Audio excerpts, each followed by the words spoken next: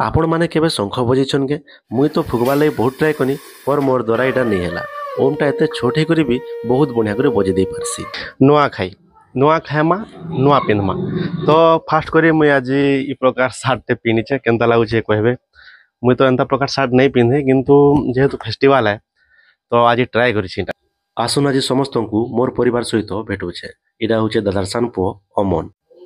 मोर बापा नुआ खाइबार लगी कुरे पतर टिपुछन। आपण माने केन पतर नुआ खाइसन कमेंट करबी। इपटे मोर माँ सकालु सकालु रांधबार लगी आरंभ कर दिलेन आउ ताकू साहाय्य करुचे मोर बड़ भाई राजेश। फूल आउ बेलपतर तुली करी भाउज लक्ष्मी पूजा करुछन। नुआ खाइबार आगु लक्ष्मी माँ के पूजा करा जायसी। इटा हूँ ओम दादार बड़ पुओ।